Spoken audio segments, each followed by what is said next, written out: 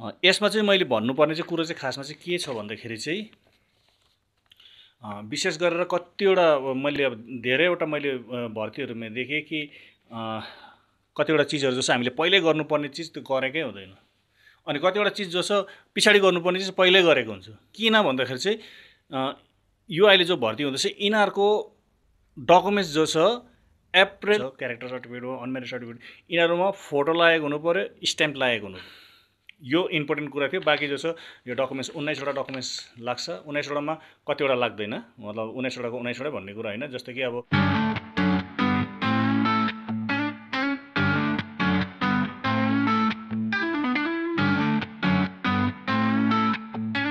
नमस्कार, आज फेरि म तपाईँहरूको समक्ष आएको छु।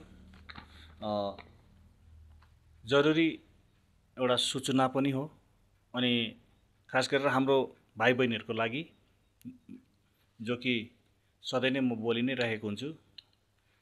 मेरो एउटै उद्देश्य हो कि हाम्रो भाइ बहिनीहरूलाई एउटा राम्रो गाइड पाएर राम्रो जग्गामा या समयमा नै उनीहरूले नोकरी पायो भनेदेखि धेरै राम्रो हुन्छ हाम्रो समाजलाई भन्ने एउटा उद्देश्य लिएर म आफ्नो यो काम अगाडि निरन्तर बढाइरहेको छु।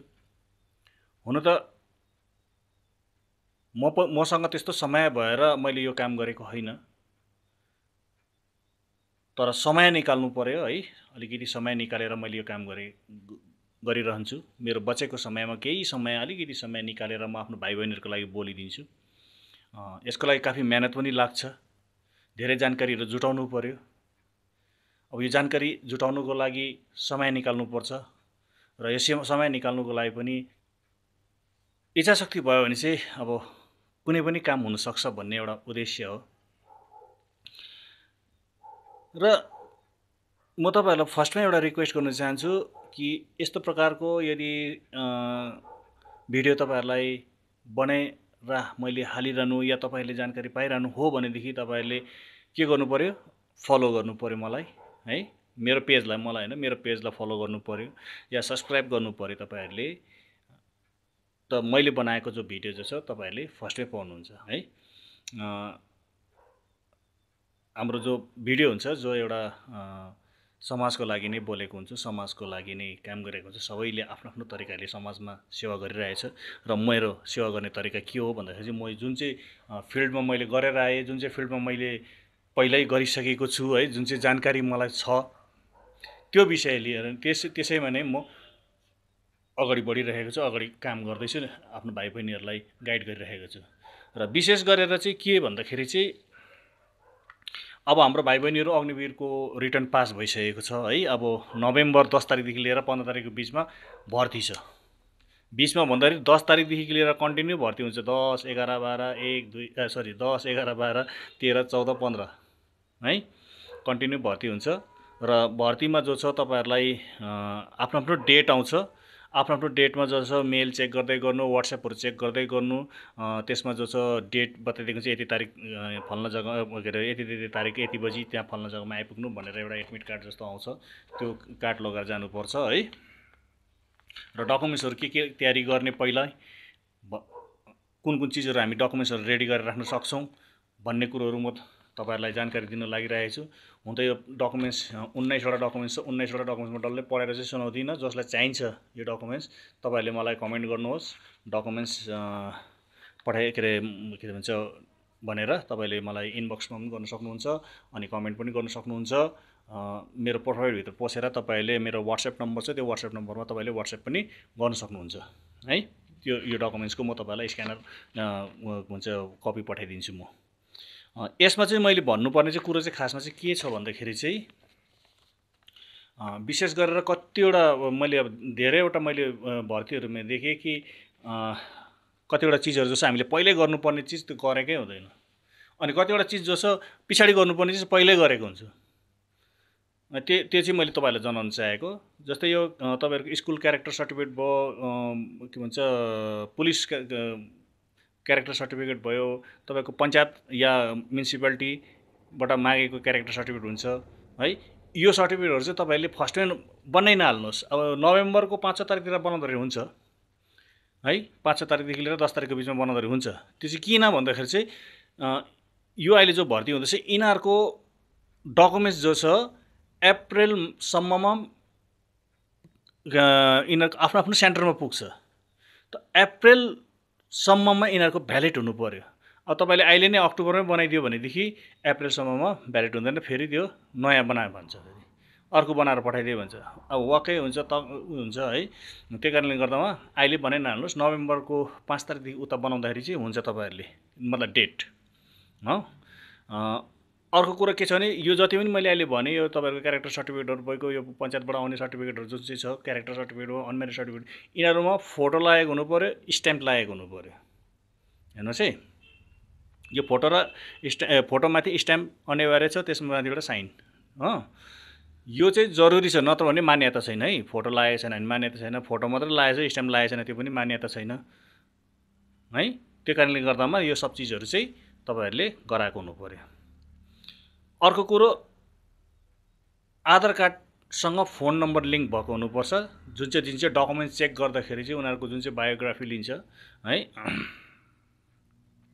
माथि गएर त्यति बेला चाहिँ नोटिफिकेसन जो छ त्यो नम्बरमा आउँछ, जुन चाहिँ नम्बर चाहिँ तपाईँहरूले आधार कार्डसँग लिङ्क गरेको छ। त त्यति बेला लिङ्क गरेको नम्बर लगेर जानु पर्यो, फोन लगेर जानु पर्यो, त्यहाँ बसेर वर्ड नोटिफिकेसन माग्छ, नोटिफिकेसन दिनु पर्यो। त्यो कारणले गर्दामा तपाईँहरूले अहिले चाहिँ यो कामहरू चाहिँ तपाईँहरूले अहिले नै गर्न सक्नुहुन्छ फोन नम्बर लिङ्क गर्नुको लागि। अब फोन नम्बर लिङ्क गर्नु कहाँ जानुपर्छ भन्ने भन्दाखेरि चाहिँ तपाईँहरू पोस्ट अफिसमा जानुहोस्। पोस्ट अफिसदेखिको फोन नम्बर लिङ्क गरिदिइहाल्छ। वहाँनिर एउटा अलग्गै एउटा सेक्सन बनाएर राखेको छ, आधार कार्डको मात्रै काम हुन्छ त्यहाँ गएर गर्दाखेरि हुन्छ। तपाईँहरूको चाहिँ जे जति पनि कामहरू छ त्यहीँबाट हुन्छ यो आधार कार्ड सम्बन्धित।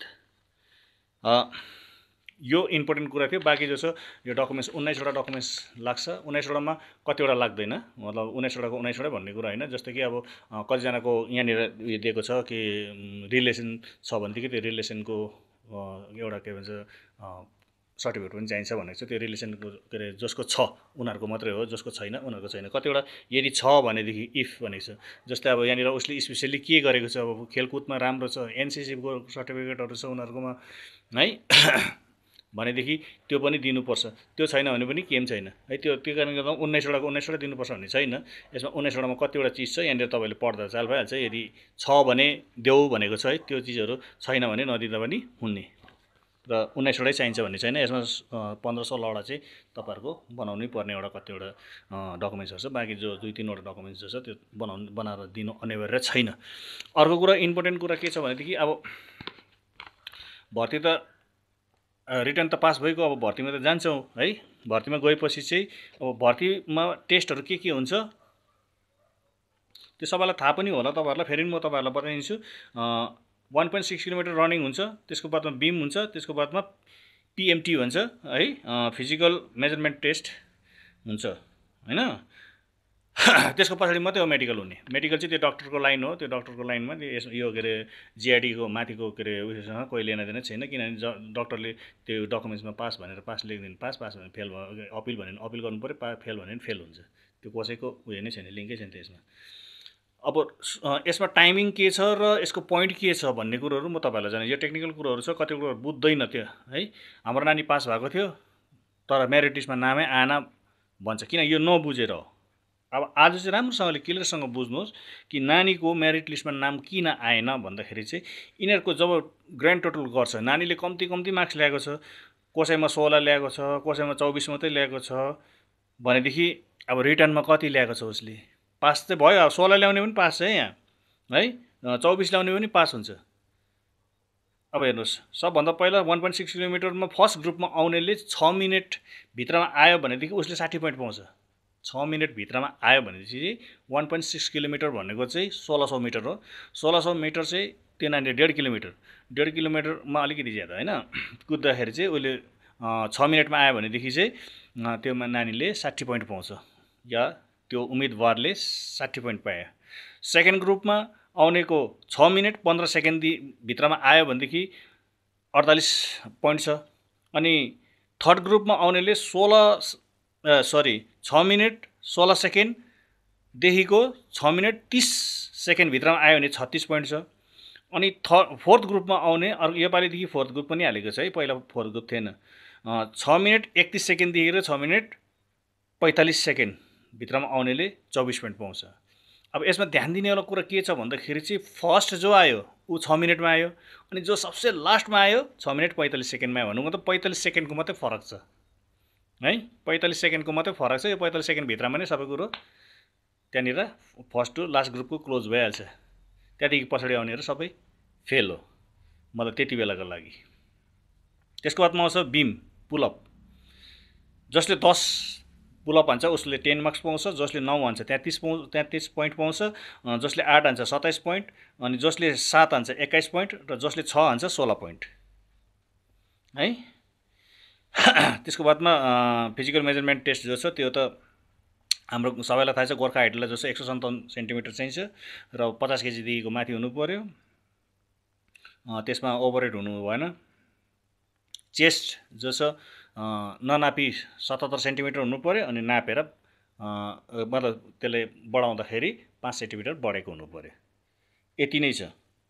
अनि यसमा अर्को कुरो के छ भनेदेखि अब यहाँनिर केटाहरूले त्यहाँ जाँदाखेरि चलाकी गर्ने कोसिस गर्छ। त्यो चलाकी चल्दैन। चलाकी चाहिँ कस्तो खालको गर्छ भन्दाखेरि चाहिँ जस्तै कि अब कुद्नुभन्दा अगाडि उनीहरूले केही दबाईहरू खाइदिन्छ, जस्तै ब्रुफिनहरू भयो या यस्तो कतिवटा चिज छ जो चाहिँ बडीलाई गरम गर्छ हैन, त्यो ब्रुफिनहरू खाइदिन्छ।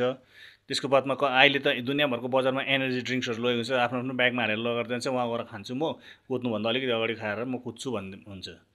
त्यस्तो हुँदैन। तपाईँहरूको जुन चाहिँ नानीहरू छ त्यो नानीहरूले केटाहरूले दुईपल्ट टेस्ट हुन्छ, चेक हुन्छ। त्यो पहिला गेटमा, ठिक छ, गेटमा एन्ट्री हुँदाखेरि चेक हुन्छ। त्यसको बाद कुदिसकेर चेक हुन्छ फेरि। र यदि तिमीले यो ड्रग्स या त के अरे यो एनर्जी ड्रिङ्क्स खाएको छ भनेदेखि, ड्रग्स खाएको तिमीलाई के अरे ड्रग उयसमा निकालिहाल्छ। यो एनर्जी ड्रिङ्क्स खाएछ भने तिमीलाई अल्कोहलमा निकालिदिन्छ है। अर्को कुरो जो छ कट, यानि कि त्यहाँ धुमा लागेको होला त्यो दिन या केही भएको होला, यसो मलाई देखेन कसैले पनि देखेको छैन भनेर ग्राउन्डको बिचबाट म हानिदिन्छु म भन्यो भने त्यो पनि डिस्क्वालिफाई हुन्छ। त्यो के भन्छ पक्रिन्छ र त्यसलाई फेरि त्यहाँबाट ग्राउन्डबाट आउट गरिदिन्छ। त फेरि त्यस्तो भयो भनेदेखि 1 साल तिमीले मेहनत गरेको छौ, मलाई थाहा छ तिमीले बहुत मेहनत गरेको छौ, त्यो मेहनत फेरि पानी फेरिन्छ। त्यस कारणले गर्दामा यो सब चिजहरू चाहिँ यो दुई तीनवटा चिज चाहिँ गरेर नगर्नु। ड्रग्स भन्नुको मतलब दबाई त ड्रग्स खाँदा मात्नको लागि खाएको त होइन हैन, तर उसले यदि पहिल्यैदेखि खान्थ्यो भनेदेखि त्यो त अब गयो। यदि त्यो दिन या कुनै अब स्ट्रेसमा आएर है डर हुन्छ नि त, अब कुद्नुपर्छ सक्छु कि सक्दिनँ भन्ने हुन्छ नि, त्यो बेलामा पनि उसले गलत स्टेपले पठाउँछ कि होइन म ब्रुफिन खाइदिन्छु या खाइदिन्छु त्यो खाइदिन्छु, त त्यति बेला पनि तिमीहरू पक्रा खान्छौ, बुझ्यो। नत्र भनेदेखि तिमीहरूले टेस्ट दिनु पाएन या टेस्ट दिएको पनि तिमीहरूको डिस्क्वालिफाई गरिदिन्छ। र सबैलाई यति मैले सन्देश दिनु थियो। यो सन्देश सबैसँग पुर्याउनुको लागि तपाईँहरूको पनि दायित्व छ। तपाईँले पुर्याइदिनुहोस् यो सबैसँग, सबै भाइ बहिनीहरूलाई पुर्याइदिनुहोस्। भाइ बहिनीहरूसँग जो केही यो नयाँ भाइ बहिनीहरूले हाम्रो भिडियोहरू त्यति हेर्दैन उनीहरूले है, हेर्ने त हामी प्यारेन्ट्सहरू नै हो, त उनीहरूको वाट्सएपमा पठाइदिनुहोस्, यार भाइ यो भिडियो यस्तो रहेछ, यसो भनेको रहेछ भनेर है। र जसलाई पनि यो डकुमेन्ट्स चाहिन्छ भने चाहिँ तपाईँहरूले मलाई कमेन्ट गर्नुहोस्। मेरो प्रोफाइलमा गएर तपाईँले मेरो त्यहाँ नम्बर छ, वाट्सएप नम्बर, त्यो वाट्सएप नम्बरमा तपाईँले मेसेज पनि गर्न सक्नुहुन्छ है। त्यहाँ गएर मेसेज तपाईँले गर्नुभयो भने म तपाईँहरूलाई यसको कपी पठाइदिन्छु।